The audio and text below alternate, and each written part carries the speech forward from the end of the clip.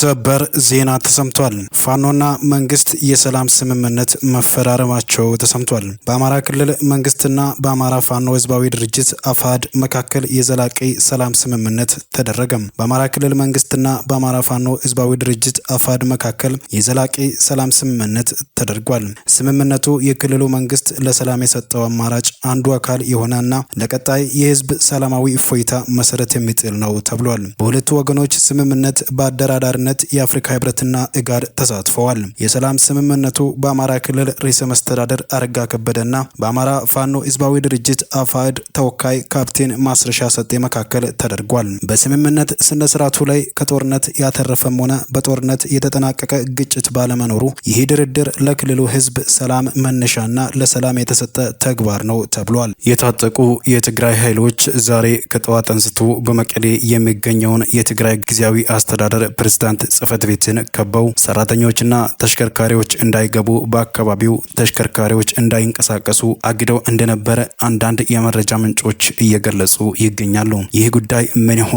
በዛሬው መረጃችን ጉዳዩን በስፋት የምንዳስሰው ይሆናል። ግብጽ የህዳሴ ግድቡን በተመለከተም ከኢትዮጵያ ጋር ተጨማሪ ውይይት እንደማታደርግ ብታስታውቅም የኢትዮጵያ የውጭ ጉዳይ ሚኒስትር ግብጽ ውይይትን ገሸሽ አድርጋለች፣ ከቀኝ ግዛት እሳቤም አልወጣችም ስል መክሰሱ ተሰምቷል። በዚህ ዙሪያም ሰፊ መረጃ ይዘንላችኋል። ሰላም ጤና ይስጥልን ውድ የጊዮን ሚዲያ ቻናል ቤተሰቦቻችን፣ ሰላምታችን በያላችሁበት ክፍለ ዓለም ሁሉ ይድረሳችሁ እያልን እንደ ወትሮሉ እነሆ በዛሬው ዕለት አዳዲስና ወቅታዊ የሆኑ መረጃዎቻችንን እነሆ በመረጃ ሰዓታችን ይዘን ተገኝተናል። ለቻናላችን አዲስ የሆናችሁ ቻናላችንን ሰብስክራይብ እንድታደርጉ በአክብሮት እየጠየቅን እንዲሁም በየጊዜው የምንለቃቸው አዳዲስና ወቅታዊ የሆኑ መረጃዎቻችን በፍጥነት እንዲደርሳችሁ የደወል ምልክቷን በመጫን ቤተሰብ ይሁኑ እያልን ወደ ዛሬው መረጃዎቻችን እናመራለን። አብራችሁን ቆዩም። የታጠቁ የትግራይ ኃይሎች ዛሬ ከጠዋት አንስቶ በመቀሌ የሚገኘውን የትግራይ ጊዜያዊ አስተዳደር ፕሬዝዳንት ጽህፈት ቤትን ከበው ሰራተኞችና ተሽከርካሪዎች እንዳይገቡ በአካባቢው ተሽከርካሪዎች እንዳይንቀሳቀሱ አግደው እንደነበር የመረጃ ምንጫችን አስታውቋል። ብሬን ክላሽ የታጠቁት ኃይሎች ከጠዋት አንስተው ወደ ጽህፈት ቤቱ የሚወስደውን መንገድ በመዝጋት ዙሪያውን በመክበብ የትራንስፖርት እንቅስቃሴ እንዳይኖር አድርገውም አረፍደዋል። ሰራተኞችና ተሽከርካሪዎች እንዳይገቡ ከውስጥም ሰው እንዳይወጣ ወደ ስፍራው ሰው እንዳይጠጋ በመከልከላቸው የጽህፈት ቤቱ ሰራተኞች ውጪ ላይ ቆመው እንደነበር መረጃ ምንጫችን ከዓይን እማኞች ተረድቷል። ቃላቸውን ለመረጃ ምንጫችን የሰጡት ነዋሪዎች እንቅስቃሴው የነበረው የፕሬዝዳንት ጽህፈት ቤት አካባቢ ብቻ እንደነበር፣ ከዛ ውጪ ከተማው ሙሉ ሰላም እንደሆነም ገልጸዋል። ከግማሽ ሰዓት በፊት ታጣቂዎች አካባቢውን ክፍት ማድረጋቸው፣ ሰራተኞችም ወደ ስራ መግባታቸው፣ መንገዶች ለትራንስፖርት እንቅስቃሴ ክፍት መደረጋቸውንም የመረጃ ምንጫችን ገልጿል። የታጣቂዎቹ እንቅስቃሴ ከዚህ ቀደም ከነበረው የደሞዝና ሌሎች ተያያዥ ጥያቄዎች ጋር የተገናኘ ነው ስል የመረጃ ምንጫችን ገልጿል። በሁኔታው ገና ስራ ላይ ስለሆነን መጀመሪያው ስራውን እንጨርስ ስልም የትግራይ ክልል ሰላምና ጸጥታ ቢሮ አስታውቋል። ታጣቂዎች በደሞዝ ጥያቄ የትግራይ ጊዜያዊ አስተዳደር ሌተናል ጄኔራል ታደሰ ወረደን ቢሮ ከበባ ውስጥ አስገብተው እንደነበርና በኋላም ጊዜያዊ አስተዳደሩ ሊያነጋግራቸው ስብሰባ መግባታቸውን ጉዳዩን እየተከታተሉ የመቀሌ ነዋሪዎች ለመረጃ ምንጫችን ገልጸዋል። ታጋዮች ደሞዝ ስላልተቀበሉ ትናንትም ከፍተኛ ውጥረት ነበር። ትናንት ከተማ በሙሉ በጸጥታ ኃይል በልዩ ሁኔታ ስትጠበቅ ነው የዋለችው ሲሉ ነዋሪዎቹ ተናግረዋል። ዛሬ ጠዋት ደግሞ አርሚ 31 የሚባለው ታጣቂዎች ደሞዝ ባለመከፈሉ ባደረባቸው ቅሬታ ወደ ጊዜያዊ አስተዳደሩ ቢሮ እንዳመሩ በአካባቢው የወትሮ እንቅስቃሴ እንደተገታም አስረድተዋል። ታጋዮቹ ዛሬ ያሰሙት መፈክር የለም፣ መሳሪያቸውን በቡድንና በግል እየያዙ ትላንት ማታ ተበትነው ነው ያደሩት። ዛሬ ወደ ጊዜያዊ አስተዳደሩ ቢሮ ያመሩት መሳሪያ አልያዙም። መሳሪያ የያዙት በዳር ቦታቸውን ይዘው ቁጭ ብለው ነበር፣ አይንቀሳቀሱም ነበር ሲሉ ነዋሪዎቹ ለመረጃ ምንጫችን ተናግረዋል። በቦታው አቅራቢያ ድረስ ተገኝተው እየሆነ ያለውን በትክክል የተመለከቱ ነዋሪም ድምጽ ወያኔ ትግራይ ቴሌቪዥን አካባቢ በታጣቂዎች ተከቧል፣ ታጣቂዎቹ ማንም እንዳያነጋግረን ብለው ነበር። አቶ አማኑኤል አሰፋና ፍሳ ማንጁስ ሊያነጋግሯቸው ተስማምተዋል ሲሉ ዛሬ ረፋድ 5 ሰዓት ገደማ የሆነውን ተናግረዋል። አሁን ስብሰባ ገብተዋል፣ እነርሱ ብቻ ያነጋግሩን ብለው ታጣቂዎቹ ተስማምተው ነው። የአካባቢው መንገድ በሙሉ ዝግ ነበር። የነዋሪዎቹ እንቅስቃሴ የለም። አርሚ 22 ባደረገው እንቅስቃሴ ፍራቻ የአርሚ 22 የአንድ ወር ደሞዝ መክፈል ዛሬ ጀምሯል። አርሚ 22 የሚባሉት ታጣቂዎችም እንቅስቃሴ አድርገው ነበር ጥያቄ ለማቅረብ፣ አሁን ደሞዝ እየከፈሏቸው ነው የሚል መረጃም አግኝቻለሁ ብለዋል። ድምጽ ወያኔና ትግራይ ቴሌቪዥን አካባቢ ታጣቂዎች እንቅስቃሴ እያደረጉ እንደሆነ፣ በከተማዋ የጸጥታው ድባብ ሰሞኑን ጥሩ እንዳልሆነ ነዋሪዎቹ ገልጸዋል። የሆነው ምንድነው ሲል የመረጃ ምንጫችን የጠየቀው የክልሉ ሰላምና ጸጥታ ቢሮ አካል የሆኑት አቶ ረዳይ ፍሳ በሁኔታው ገና ስራ ላይ ስለሆነን መጀመሪያ ስራውን እንጨርስ ብለዋል። እስካሁን ለሚዲያ የተሰጠ መግለጫ ስለሌለም አሁን በኋላ እንሰጣለን፣ አሁን አይቻልም ያሉት እኚሁ አካል ብዙ አዲስ ነገር የለም፣ ግን አሁን ለሚዲያ ማብራሪያ ለመስጠት አይቻልም፣ መጀመሪያ ስራውን እንጨርስ፣ ከዚያ በኋላ ነው ለሚዲያ የሚመጣው ሲሉም ለመረጃ ምንጫችን ተናግረዋል። የውጭ ጉዳይ ሚኒስቴር ግብጽ ውይይትን ገሸሽ አድርጋለች፣ ከቅኝ ግዛት እሳቤም አልወጣችም ሲል መክሰሱ ተሰምቷል። ታላቁ የኢትዮጵያ ህዳሴ ግድብን በተመለከተ የግብጽ ባለስልጣናት በተደጋጋሚ ለውይይት የቀረበ ጥሪን ውድቅ አድርገዋል። እንዲሁም ቀጥተኛ በሆነም ባልሆነም መንገድ ዛቻ ማድረስ ቀጥለዋል ስትል ኢትዮጵያ ከሰሰች። የውጭ ጉዳይ ሚኒስቴር ትናንት ዳር 24 2018 ዓ.ም ከሰዓት ባወጣው መግለጫ የግብጽ መንግስት ወደ 21ኛው ክፍለ ዘመን መሻገር አልቻለም ሲል ወንጅሏል።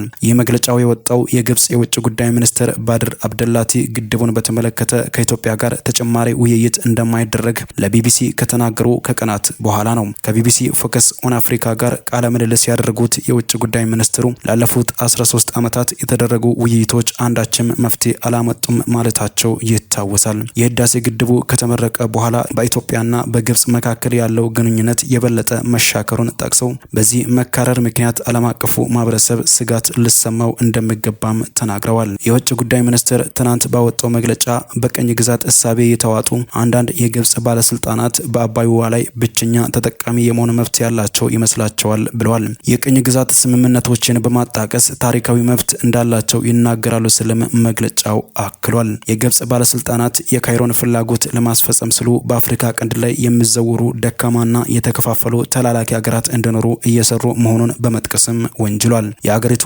ባለስልጣናት ይህንን ፍላጎታቸውን ለማሳካት በአፍሪካ ቀንድ በተለይም በኢትዮጵያ ላይ ያተኮረም የማተራመስ ዘመቻ እያከናወኑ መሆኑንም ገልጿል። የግብጽ የውጭ ጉዳይ ሚኒስትር ባድር አብደላቲ ከዚህ ቀደም ከኢትዮጵያ ጋር የተደረጉ ውይይቶች ምንም ውጤት ባለማስገኘታቸው በቀጣይም ንግግር ማድረግ አስፈላጊ አይደለም ብለዋል። በኢትዮጵያ መንግስት የተሰጠው ምላሽ ግን ውይይትና ድርድርን ገሸሽ ያደረገችው ግብጽ መሆኗን ይገልጻል። የግብጽ የተንሻፈፈ አካሄድና ጥረት የአስተዳደሩን የከሸፈ እሳቤ ያሳያል ስልም ኮንኗል። የግድቡ ጉዳይ ከኢትዮጵያ ጋር ካለን የሁለትዮሽ ግንኙነት ጋር የሚያያዝ ነው ያሉት የግብጽ የውጭ ጉዳይ ሚኒስትር በበኩላቸው ግድቡን እንደ ተናጠል እርምጃ ነው የምንቆጥረው ስሉ ለቢቢሲ ተናግረዋል። አክለውም ህገወጥ ነው ስሉ የመንግስታቸውን አቋምም አንጸባርቀዋል። ግድቡ ከዓለም አቀፍ ህግ ጋር የሚጣጣም አይደለም የሚል አቋማቸውን የገለጹት የውጭ ጉዳይ ሚኒስትሩ ዓለም አቀፍ ህግ በግልጽ እንደሚለው ማንኛውም ድንበር ተሻጋሪ ወንዝ በዓለም አቀፍ ህግ መሪዎች መመራት አለበት።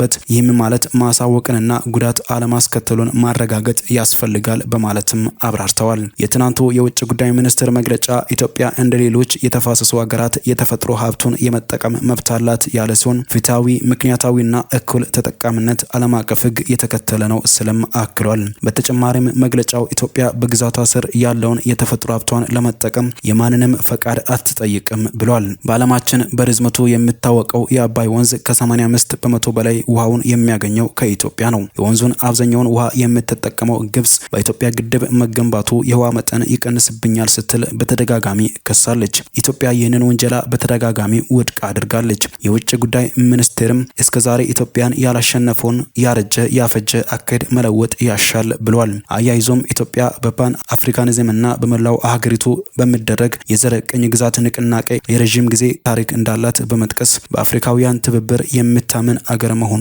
አስረግጧል። ኢትዮጵያ ካይሮ ልትተው ያልፈለገችውን የቅኝ ግዛት ትርክት የምታስተናግድበት ቦታ የላትም ስልም የኢትዮጵያን መንግስት አቋም አሳውቋል። ከአንድ ወር በፊት ግብጽ ብሔራዊ ጥቅሟንና የውሃ ደህንነቷን ለማስጠበቅ አስፈላጊ የሆኑ ሁሉንም እርምጃዎች እንደምትወስድ ፕሬዝዳንት አብዱልፈታህ አልሲሲ መናገራቸው ይታወሳል። ኢትዮጵያ በሰጠችው ምላሽ ግብጽ ህገወጥነትና የበላይነት በተሞላው መንገድ የአባይን ወንዝን ለመቆጣጠር መሞከሯን ቀጥላለች ብላለች። ባለፈው መስከረም ወር መገባደጃ ላይ የተባበሩት መንግስታት ጠቅላላ ጉባኤ ሲካሄድ የግብጽ ውጭ ጉዳይ ሚኒስትር ኢትዮጵያ በታላቁ ህዳሴ ግድብ ምክንያት በታችኛው ተፋሰስ የሚኖሩ የሚሊዮኖችን ህይወት አደጋ ላይ ጥላለች ብለው በመክሰስ ሀገራቸው ጉዳዩን ወደ ዓለም አቀፉ የፍትህ ፍርድ ቤት እንደምትወስድ ተናግረው ነበር። በዚያው ጉባኤ ላይ የተገኙት በተባበሩት መንግስታት የኢትዮጵያ ምክትል ቋሚ ተወካይ ዮሴፍ ካሳዬ ለግብጽ የውጭ ጉዳይ ሚኒስትር በሰጡት ምላሽ ግብጽ ስለ ታላቁ ህዳሴ ግድብ ያደረገችው ንግግር መሰረት አልባና አሳሳች ነው ሲሉ አጣጥለዋል። በትናንቱ መግለጫ የውጭ ጉዳይ ሚኒስትር ግብጽ ንግግርና ድርድር እንደማትፈልግ አሁን ግልጽ ሆኗል። ከዚህ ቀደም ድርድር እያደረገች እንደሆነ ስታስመስል ነበር። ሆኖም ግን የብቸኛ ተጠቃሚነትን በማቀንቀን የድርድርና የመፍትሄ የማግኘት ሂደትን ስታደናቅፍ ነበር ብሏል። ግብጽ ለመደራደር ዝግጁ እንደሆነች ብታስመስልም ትርጉም ባለው ውይይት ላይ ለመሳተፍ አልፈቀደችም።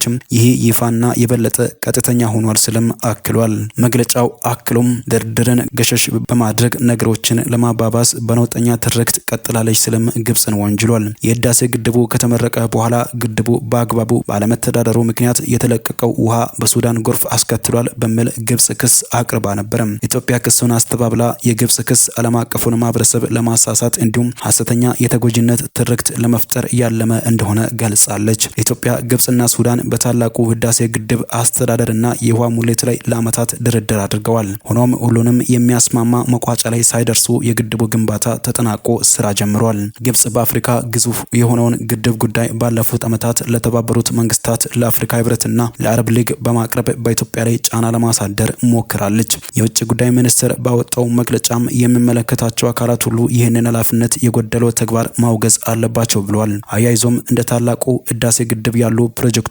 አፍሪካውያን ራሳቸውን የሚችሉበትና የለውጥ መንገድ ማሳያ ከሆኑ ተምሳሌቶች አንዱ መሆኑን ጠቅሷል። ግብጽ የሚበጃት ከኢትዮጵያ እድገት ጋር ተቻችሎ መኖርና በቀናነት ለትብብር መዘጋጀት ነው። ዓለምም አፍሪካም የምትፈልገው ትብብር እንጂ ውጥረትና ግጭት አይደለም ብሏል። ውድ ቻናላችን ቤተሰቦች ለሳቱ ያዝንላችሁ መረጃዎቻችን ይህንን ይመስላሉ። ስለተከታተላችሁን ከልብ እያመሰገንን ለቻናላችን አዲስ የሆናችሁ ቻናላችንን ሰብስክራይብ እንድታደርጉ በአክብሮት እየጠየቅን እንዲሁም በየጊዜው የምንለቃቸው አዳዲስና ወቅታዊ የሆኑ መረጃዎቻችን በፍጥነት እንዲደርሳችሁ የደወል ምልክቷን በመጫን ዘላቂ ቤተሰብነትን ከኛ ጋር ይመስርቱ እያለን ተሰናበትን። ቸር ቆዩልን።